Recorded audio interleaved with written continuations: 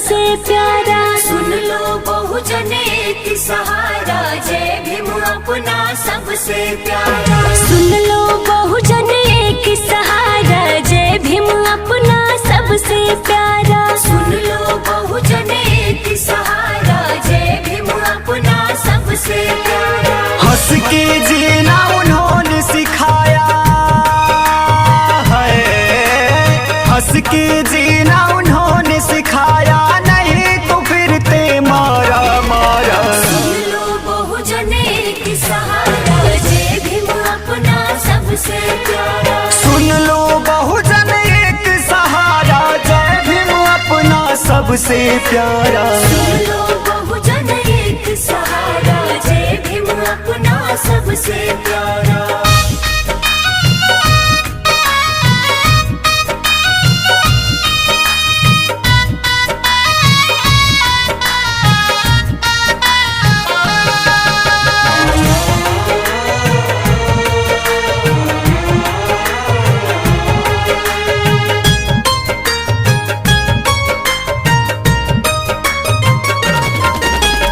बहुजन के किस्मत में भाई जब था केवल रोना, जब था केवल रोना भाई, जब था केवल रोना।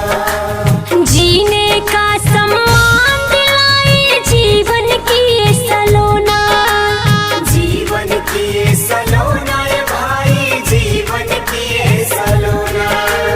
कलम की ताकत दिखा दिए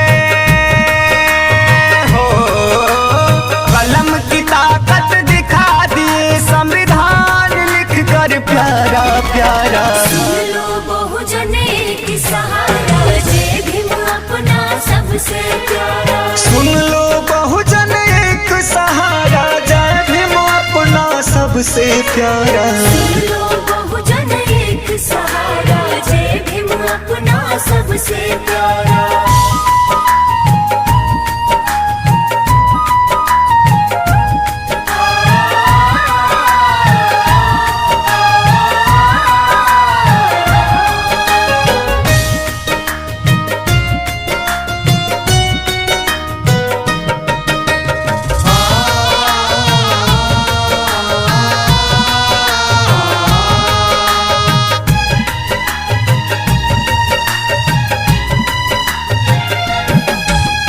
पैर की बेड़ी मुक्त कराए मेरे भीम महान।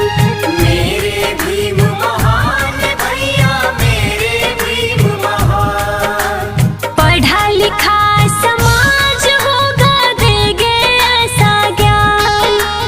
दे गए ऐसा ज्ञान, बहुजन दे गए ऐसा ज्ञान। निशा श्रावण अब ना रुकेंगे हो, चंचल दुर्ग से अब ना रुकेंगे, गूंज गए कहीं नारा हमारा। सुन लो बहुजन एक सहारा, जय भीम अपना सबसे प्यारा। सुन लो बहुजन एक सहारा, जय भीम अपना सबसे प्यारा। सुन लो बहुजन एक सहारा, जय भीम अपना सबसे प्यारा।